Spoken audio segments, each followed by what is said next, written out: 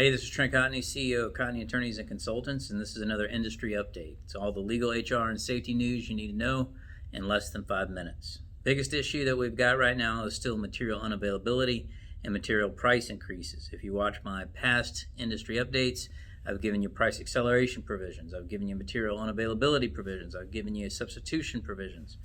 What I want to do now is focus on locking in prices for materials for a set period of time. So what you can do in your contract is you can say, because of the uncertainty of material availability and pricing, we are providing you this proposal with material pricing that is good for X number of days. Okay, what that does is it gives you a little bit of leeway so that in the event that the prices increase beyond that time period, you have the ability to adjust it. Now, the risk is you have a huge increase that happens within that time period. So right now, a lot of the prices are increasing almost on a daily basis. So be careful about what you wish for there. I'll give you a sample here in the slide so you can see exactly what I'm talking about. Next thing I want to talk to you about is recently OSHA came out with some guidance. I believe it was on April 20th.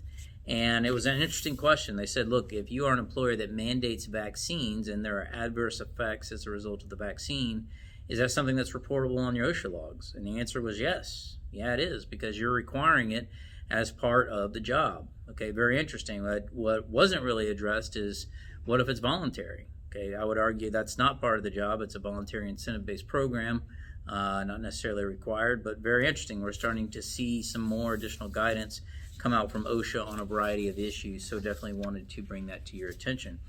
Last thing I want to mention to you is another way to help combat material shortages and material price increases, and that is by negotiating up front for purchase of materials and storage. Okay, what you can do is say, look, you lay the predicate, you say material pricing is all over the board, we're experiencing inflation right now, so if you have the option of buying the materials now at this price and you can store them at a secure location on your site, whatever, make sure they're insured.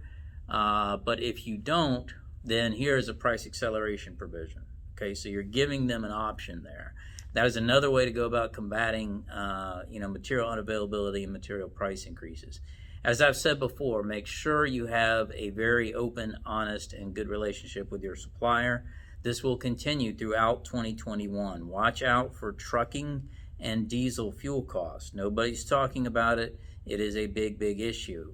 Look for some additional content via articles and other things that we're doing on that issue. So, as always, we appreciate you. If you have any questions that you would like me to address, feel free to email me, tcotney@cotneycl.com, or go to our website, cotneycl.com. Thanks again, and stay tuned in a couple of weeks for another industry update.